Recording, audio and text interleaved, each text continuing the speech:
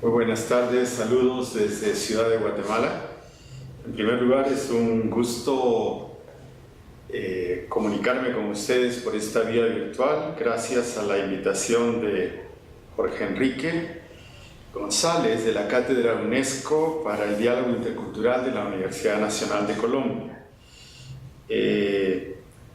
Jorge Enrique me ha pedido comparta con ustedes algunos puntos de vista respecto a la situación de las lenguas indígenas en América Latina con motivo de la conmemoración del Año Internacional decretado por Naciones Unidas sobre lenguas indígenas en el mundo.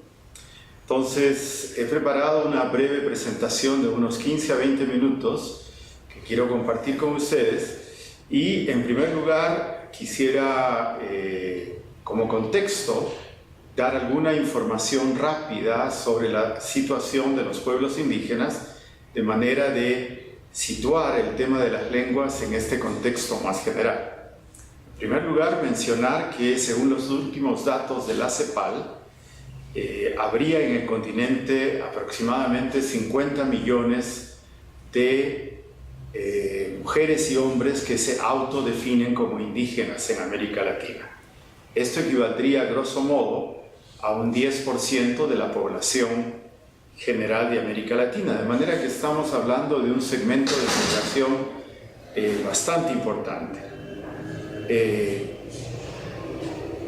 Tal vez quepa recordarles que no es fácil poder dar una cifra certera del número de indígenas que hay en la región, pues las fuentes en las que nos basamos son los datos de los censos nacionales de población, los cuales se ven afectados por un sinnúmero de factores políticos y sociales al momento del recojo de la información.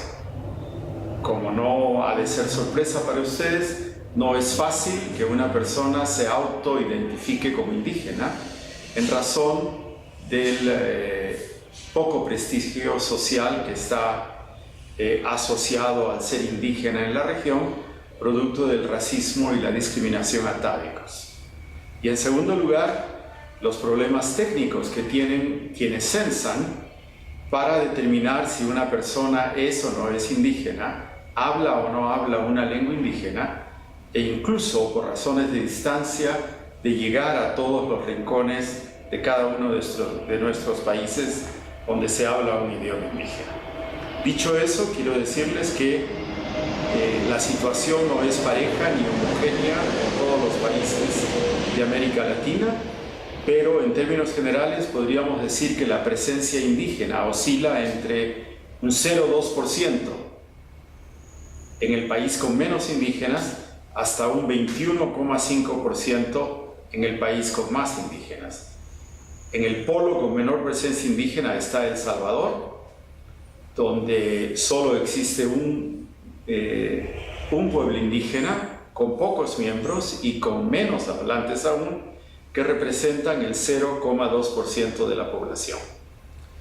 Y en el otro extremo del continuo está México, donde un 21,5% de la población se autodefine como indígena. Precisamente México, junto con Perú, Bolivia y Guatemala, son los países que tienen una presencia significativa de indígenas. En México, según datos del INEGI del 2015, estamos por sobre los 25 millones de indígenas. México y el Perú tienen las cifras absolutas más altas de hablantes de lenguas indígenas, 7 millones en México y 4 millones en el Perú aproximadamente. Y Bolivia y Guatemala tienen los datos más altos de cantidad relativa de población indígena, que oscilaría entre un 40 y un 60%. Según los datos oficiales guatemaltecos, la población indígena comprende 40% de la población nacional, pero diversos especialistas e instituciones, incluidas las Naciones Unidas, estiman que la población superaría el 55% hasta llegar al 60%. Y en Bolivia, los datos del último censo confiable, que son de 2002, dio la cifra de 62% de población indígena. Entonces, los indígenas en El Salvador, en Brasil, en Paraguay y en Costa Rica son minorías reales, 0,2% en Salvador, 0,5% en Brasil, 1,8% en Paraguay y 2,8% en Costa Rica. Otro dato interesante es que los indígenas tienen cada vez mayor presencia en las ciudades que en el campo. El último censo de población de mi país, el 2017, dio cuenta que el 67,7% de los indígenas viven en la ciudad y ya no en el campo. Y los últimos datos demográficos para Argentina y Chile dan cuenta que el 75% de la población mapuche vive en ámbitos urbanos y solo el 25% en la zona rural. En ese sentido, Guatemala es todavía una excepción, donde más o menos el 50% de la población vive en la zona rural en términos generales y el 50% vive en el campo, en la zona urbana, pero la población indígena está sobre todo en el área rural en Guatemala, pero es una excepción, repito. 2 ciudades de Latinoamérica tienen una presencia importante de población aymara y quechua: Buenos Aires y Lima. El 87% de la población indígena de América Latina se concentra en México, Perú, Bolivia, Guatemala y Colombia. Colombia, donde cerca del 3% de la población es indígena, como ustedes saben.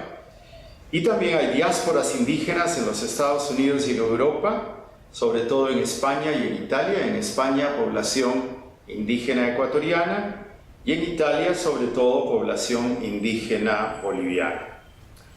Pero, frente a ese panorama, también estamos ante situaciones en Perú, Brasil, Ecuador, Colombia y Bolivia, de grupos indígenas no contactados o en aislamiento voluntario. ¿Qué quiere decir esto? Que hay indígenas que nunca han sido contactados, pero también hay otros que fueron parte de la civilización occidental y que luego decidieron dejar atrás esa asimilación y volver a ser indígenas y a aislarse en el campo. Entonces, en resumen, los pueblos indígenas tienen presencia en América Latina desde el sur del Río Grande hasta la Patagonia, es decir, en todos los países del subcontinente latinoamericano, con quizás una excepción, el Uruguay, donde ya no hay sobrevivientes de los charrúas, fueron exterminados en el siglo XVIII y en el siglo XIX, pero sin embargo 77.000 uruguayos, 2,4% de la población, se autorreconocen como descendientes de indígenas. Segundo dato que quisiera compartir con ustedes tiene que ver con la multiplicidad de pueblos y lenguas.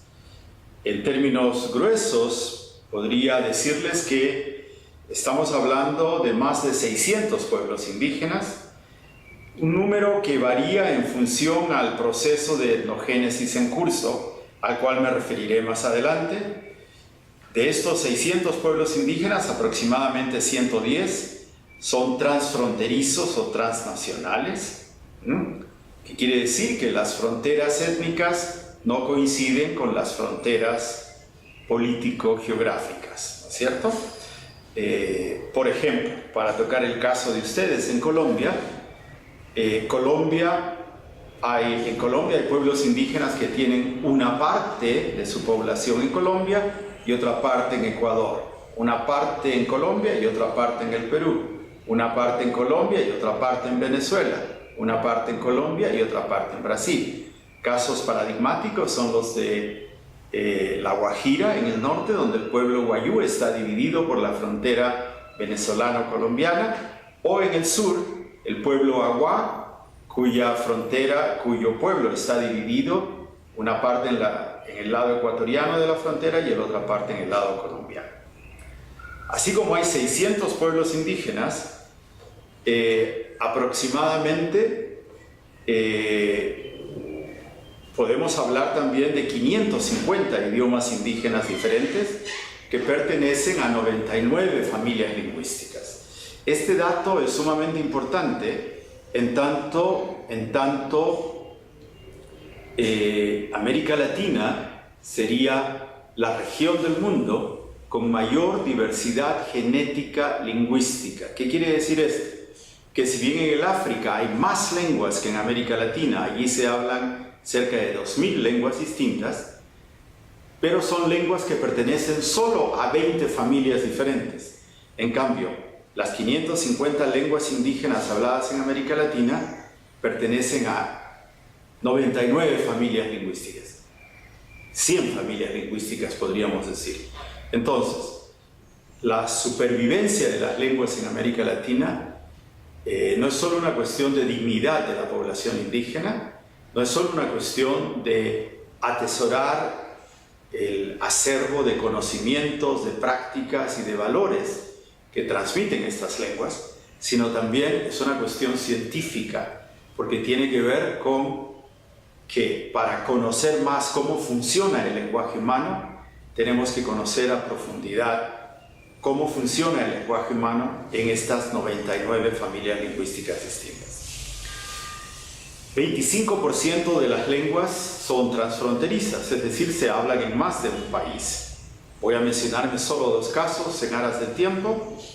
El quechua, llamado quichua en Ecuador o ingano en Colombia, es hablado en 6 o 7 países: Perú, Bolivia, Argentina, Ecuador, Colombia, Chile, y hay noticias de una comunidad en Brasil.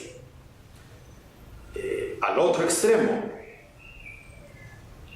hay lenguas que se hablan en 2 países: el Wayunaiki en Colombia y Venezuela, el Miskitu en Nicaragua y Honduras, el Chuj en Guatemala y México, el Agua en Colombia y Ecuador, y así podría referirme a más, ¿sí?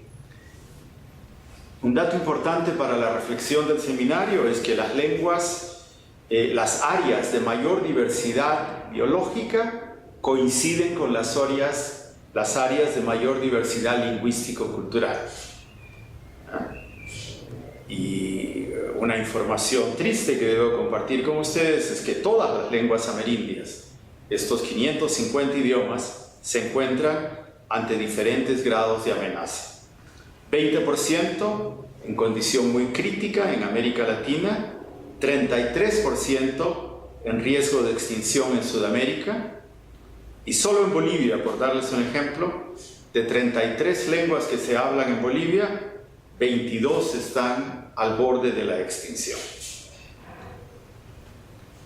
Entonces, ello exige políticas lingüísticas por parte de nuestros estados, pero también políticas de las propias comunidades para reinstaurar la forma normal en la que uno aprende una lengua, que es por la vía de la transmisión intergeneracional, de abuelos a padres, de padres a hijos, en el seno del hogar y en el seno de las comunidades indígenas. No es raro por ello que ahora tanto las políticas públicas como las propias políticas de las organizaciones indígenas incluyan en su agenda el tema de la revitalización lingüística y cultural.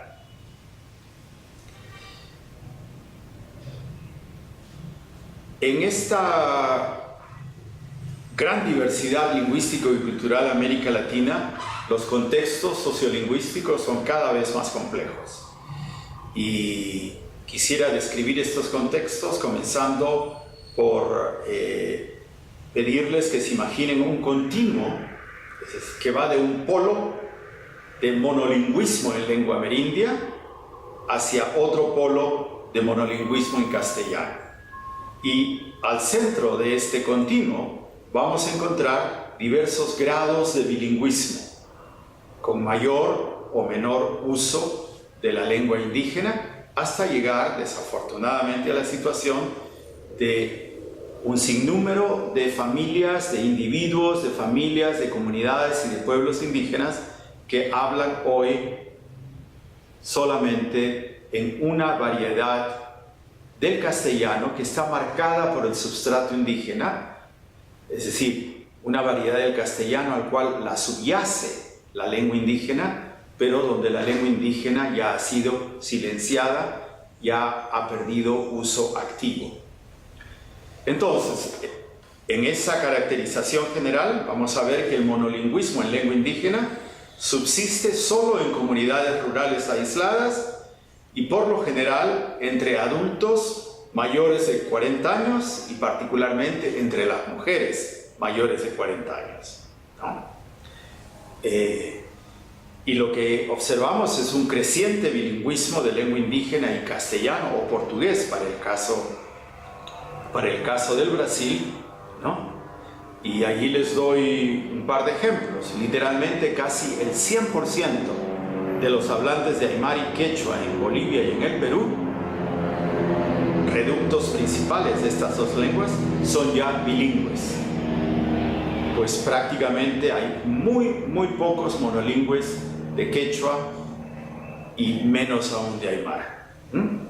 Y por otro lado, que en Chile el 99% de los ancianos, no estoy hablando de los jóvenes, se autodefinen solo como recordantes, es decir, solo recuerdan la lengua indígena, pero ya no la usan ni entre ellos, ni con sus nietos, ni con sus hijos. Entonces, en el caso chileno, en el norte de Chile, el Aymara es una lengua que está virtualmente a punto de extinguirse, pese que al lado, en Bolivia y en Perú, hay todavía millones que hablan estas lenguas.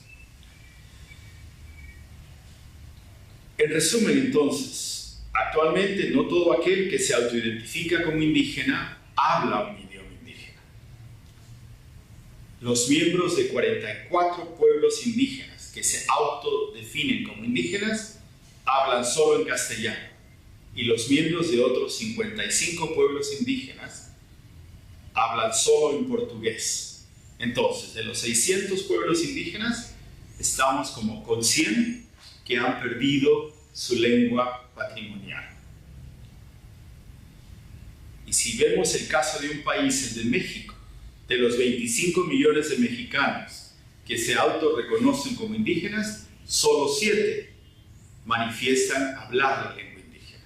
Para que vean ustedes lo dramático de la situación actual, y no es raro por ello que Naciones Unidas haya convocado a los estados y a las sociedades del mundo a pensar, reflexionar y a diseñar propuestas durante todo el año 2009 con motivo de las lenguas indígenas del mundo.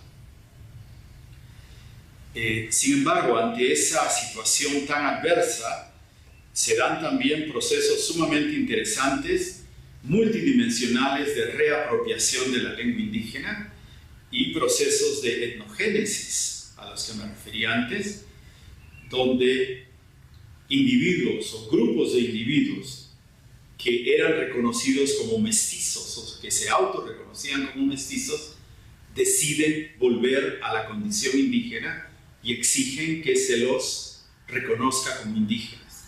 Y para eso, entonces, toman la decisión también de aprender algo de una lengua indígena, porque a menudo los estados reconocen solo como indígena a quien habla una lengua indígena. Entonces, estos procesos de reapropiación de la lengua indígena se están dando fundamentalmente en ciudades, en una ciudad como Lima, por ejemplo. Hay numerosos jóvenes que se han impuesto la tarea de reaprender el quechua, aun cuando ellos fueron criados en castellano, sus padres ya no hablan el quechua y son los abuelos quienes todavía lo conservan. Y lo están haciendo a través de una diversidad de medios. Por la música, hay casos fascinantes de rap y hip hop, por ejemplo, en quechua, que atraen grandes masas de jóvenes descendientes de quienes hablaron el quechua como lengua materna y que a través de la música se están apropiando de la lengua indígena. Otros lo están haciendo asistiendo a clases formales, hay otros que lo hacen por la vía de YouTube, de los videos, las redes sociales son un medio también interesante mediante el cual no solo se difunden las lenguas indígenas, sino que algunos individuos se sueltan y comienzan a usar la lengua indígena y otros a aprenderla. Entonces, que esto esté ocurriendo en América Latina no es raro. Se están perdiendo las lenguas, sí, está disminuyendo la población indígena también, y ello es producto de la persistencia de la condición colonial, o como dice Quijano, de la colonialidad del poder y del saber. Y todo esto va asociado con el despojo territorial histórico que está ahora en curso por las políticas neoextractivistas, ¿no?, en todos los países de América Latina, incluida Colombia. Colombia ha reconocido como resguardos indígenas cerca del 20% del territorio nacional. Pero pese a ello, el gobierno colombiano da licencias de explotación a compañías transnacionales en territorios indígenas, y ustedes saben mejor que yo cómo ríos se están secando, cómo se está desviando el curso de los ríos para proyectos hidroeléctricos, cómo se está deforestando los bosques y cómo se está poniendo en riesgo la supervivencia de la gente en tanto el agua está siendo contaminada, etc. En estas condiciones, obviamente, los indígenas se ven forzados a abandonar sus territorios y, al mudarse a las ciudades, deciden abandonar gradualmente sus lenguas. Entonces, el modelo económico dominante está expulsando a las poblaciones indígenas de sus tierras y territorios, y el Estado, pese a que ha reconocido a un sinnúmero de lenguas indígenas como oficiales, incluida Colombia, por ejemplo, a raíz de la Constitución del 91, hace poco para que los indígenas puedan ejercer sus derechos lingüísticos y culturales.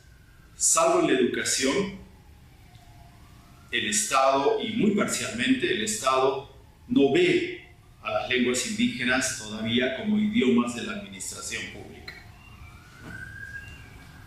Y eso es producto de modelos educativos uniformizadores y homogéneos que no dan cuenta de la diversidad cultural y lingüística, y también del racismo y la discriminación que generan esa vergüenza étnica a la que me referí al inicio de la plática. Entonces, hay un insuficiente cumplimiento de los acuerdos internacionales por parte de los estados latinoamericanos, insuficiente cumplimiento del Convenio 169 de la OIT y de la Declaración de Naciones Unidas sobre Derechos de los Pueblos Indígenas, aprobado por todos los estados latinoamericanos en 2007. Entonces, los estados suscriben acuerdos, pero no los ejecutan. Pero también hay que llamar la atención a que los indígenas no siempre ejercen los derechos que han conquistado. Colombia es en gran medida una excepción por la fuerza de la organización indígena que tiene, y da lecciones al continente de reivindicación de sus derechos y de difusión de sus conquistas. Entonces, para cerrar, el año 2019 es el Año Internacional de las Lenguas Indígenas y tiene que ver con la reflexión sobre la supervivencia de las lenguas, pero no por un fetichismo de las lenguas, porque no es lo que nos preocupa que las lenguas sobrevivan, sino que sobrevivan los hablantes. Es decir, si no hay hablantes, si no hay gente, no hay lenguas. Y uno no puede separar lengua de los hablantes. Pero por otro lado, uno no puede separar lengua de cultura, no puede separar lengua de conocimiento, no puede separar lengua y creación humana, producto de miles y miles de años de caminar y andar en este planeta y de interactuar con la madre naturaleza. Entonces, abordar los derechos lingüísticos y pensar en la supervivencia de las lenguas tiene que hacerse desde una perspectiva integral, donde estamos hablando en general de derechos humanos, de derechos de grupos poblacionales importantes cuya vida está siendo amenazada por la lógica del modelo económico y político imperante, ¿no es cierto?, que desconoce o invisibiliza la diversidad cultural intrínseca a nuestras sociedades y la diversidad cultural intrínseca al ser humano. Entonces, mi invocación y mi invitación para ustedes es que en este seminario que tienen en la Universidad Nacional discutan el tema de las lenguas, pero desde una perspectiva integral, asociando derechos lingüísticos a los derechos humanos de los pueblos indígenas. Muchas gracias y éxito en el seminario.